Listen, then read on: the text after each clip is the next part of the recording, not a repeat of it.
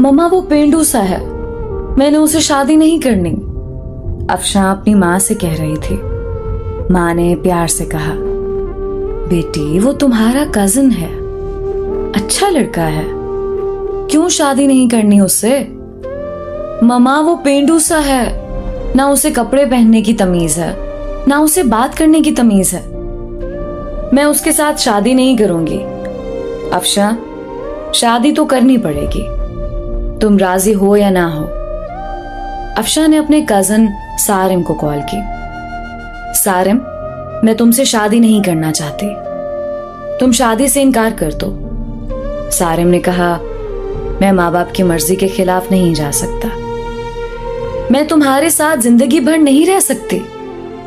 ठीक है, तुम खुद इनकार कर दो फिर, मैं तो कुछ नहीं कहने वाला। अफशां ने जब देखा उसकी शादी सारिम से कर रहे हैं, उसने खुदकशी करने के लिए घर में पड़ी काफी सारी दवाइयां खा ली, अस्पताल ले गए, डॉक्टर्स ने मेदा वॉश किया, जान बच गई।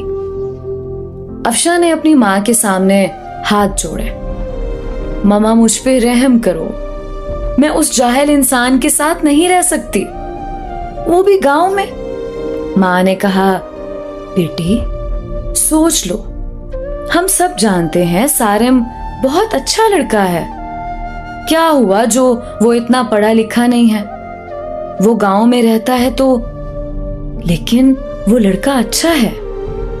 अफशां के ना चाहते हुए भी उसकी शादी सारिम से करवा दी गई।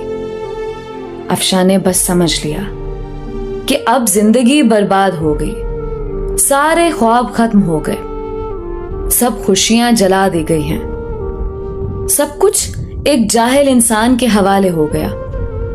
पहली रात थी। अफशां ने सारिम को कहा, सारिम तो मुझसे शादी करना चाहते थे, शादी हो गई है, लेकिन मुझसे दूर रहो। सारिम मुस्कुराते हुए कहने लगा, ठीक है अफशां, आप इतना गुस्सा क्यों कर रही हैं? अफशां गुस्से से बोली, तुमने मेरी जिंदगी तबाह कर दी है सारिम।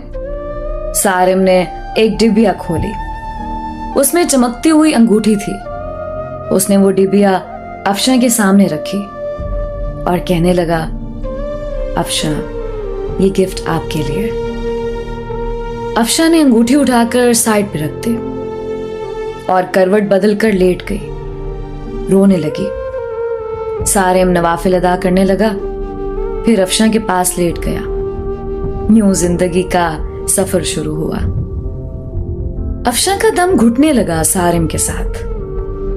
सारिम देखने में खूबसूरत था, बस ज्यादा पढ़ा लिखा नहीं था, डिसेंट सा भी नहीं था। अफशां मॉडर्न सी लड़की थी। सारिम सुबह उठते ही अफशां का माथा चूमता, फिर खुद नाश्ता बनाता। अफशां को गुस्सा आता, ये बंदा मुझे इम्प्रेस करने के चक्करों में है। अफशां जब सारिम के हाथ का बना खाना खाती, बहुत हैरान होती, इतना मजे का खाना। सारिम रात को थका आ रहा आता, अफशां बस खामोश सी अपनी दुनिया में गुम सी रहती। उसको कोई परवाह नहीं थी सारिम की। सारिम भी अफशां को कुछ ना कहता था। घर आकर खाना बनाता, अफशां को खाना देता। अफशां पत्थर दिल थी शायद, ना घर की सफाई करती, ना वो सारिम के कपड़े धोती। सारिम अपने काम खुद करता। साल गुजर गया। सारिम अफशां की हर बेरुखी चूम कर बर्दाश्त करता। अफशां को यूं लगता था एक बदूसा इंसान पल्ले पड़ गया है। सारिम चूंकि एक मर्द था, वो औरत पे हाथ उठाना मर्द की शान के खिलाफ समझता था। फिर उस पे हाथ उठाना जो हमसफर हो। सारिम ने एक दिन कहा, अफशां तुम अपना ख्याल क्यों नहीं रखती पागल?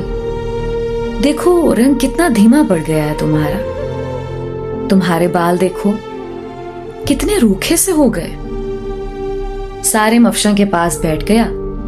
1 साल के बाद सारिम ने यूं अफशां को छुआ था। افشاں کے بالوں میں آئل لگانے لگا. وہ بولی, چھوڑ دو مجھے سارم. نہیں چھوڑوں گا. افشاں نے دھکا دیا. آئل سارم کے اوپر گر گیا. افشاں جانے لگی اٹھ کر. سارم نے بازو پکڑا, پاس بٹھا لیا. مسکراتے ہوئے کہنے لگا, افشاں میں یوں ایسے آپ کو نہیں دیکھ سکتا. میرا بازو چھوڑو سارم, مجھے درد ہو رہا ہے. سارم نے پاس بٹھایا.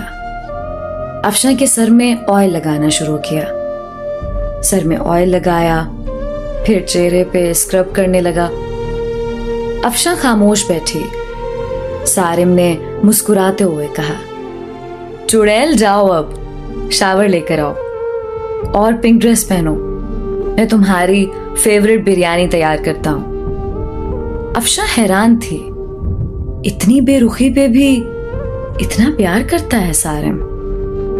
افشاں شاور لے کر آئی.